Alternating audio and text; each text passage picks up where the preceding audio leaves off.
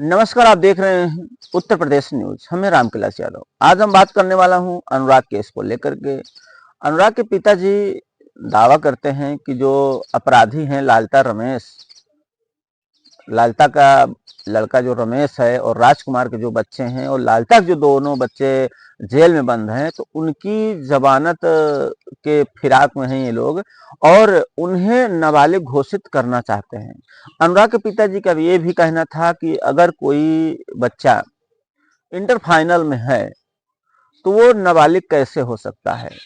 अगर देखा जाए तो लगभग कोई भी बच्चा पढ़ने के लिए अगर जाता है तो 5 से 6 साल के बाद ही पढ़ाई करता है। इंटर फाइनल तो सीधा ऐसे ही उसका उम्र अगर 5 वर्ष से जोड़ा जाए पढ़ने के लिए जाते हैं तो भी जो है 12 5 17 ऐसा हो जाता है।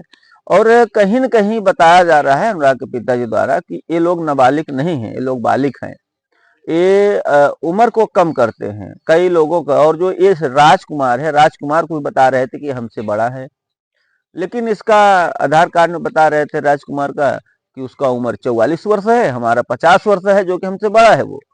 फिर भी तो ये क्या है कि काफी जो है शातिर किस्म के लोग हैं।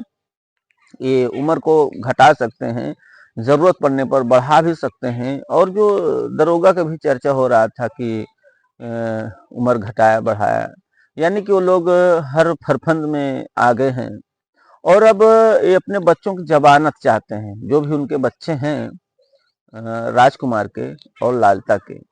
तो ये नाबालिग दिखा करके उन्हें सजा कम करा करके या सजा ना मिले, कुछ हो सकता है।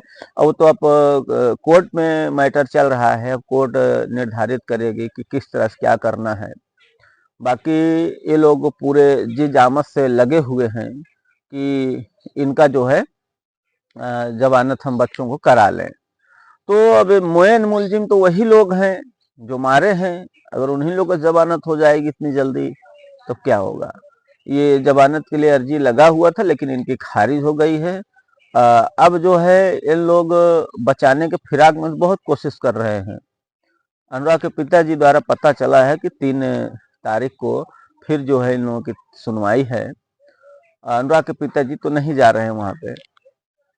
और राजकुमार जो था उसका भी जो है जमानत हो चुका है।